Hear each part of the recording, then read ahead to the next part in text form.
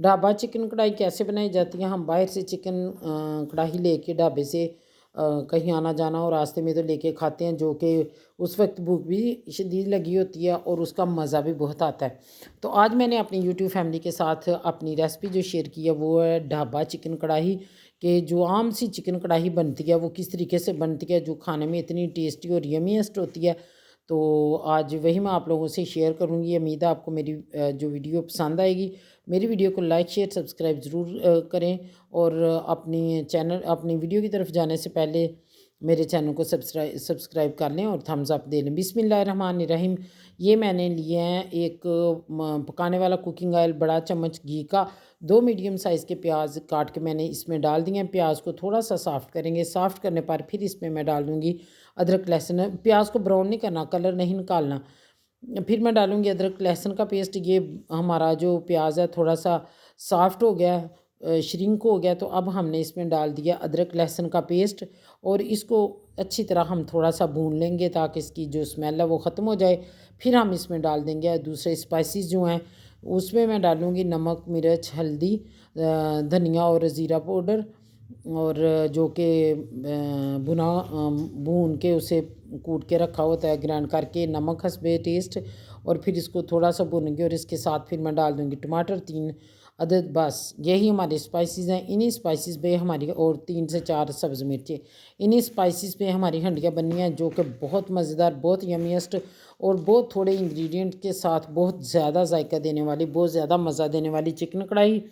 तो ये देखें माशाल्लाह, इसको हिला लें। अगर आपको लगे कि साथ जलने लगा है, साथ लग रहा है, तो इसमें थोड़ा सा पानी का छट्टा लगा लें। इसमें डाल लें 1.5 kg चिकन डाल दिया, 1.5 kg कलेजी पोटा हस्बे मामूल मेरी हंडिया में होता है, वो मैं नहीं निकालती।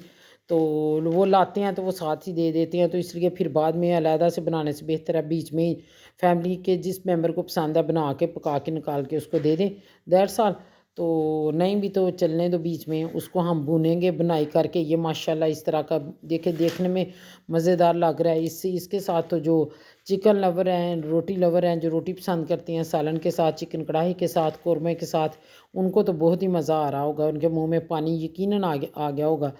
और वो मेरी वीडियो को पूरा देखें, स्किप ना किया करें और थम्स अप ज़रूर दिया करें। और फिर भूनने के बाद उसमें हस्बे ज़रूरत पानी डालें, एक बोल डालें, 2 डालें, इतना डालें कि चिकन अच्छी तरह टेंडर हो जाए और फिर उसमें थोड़ी सी हल्की हल्की ग्रेवी रह जाए। ये है जी, चिकन पक के तैयार हो चुका है। ये हमारे चिकन की फ़ाइनल लुक। पक के देखें कितने मज़ेदार सा ऑयल ऊपर आ गया। अब इसको मैं डिश आउट करती हूँ और थोड़ा सा मैं इसको करती हूँ क्या है वो, इसके ऊपर स्प्रिंकल करूँगी धनिया।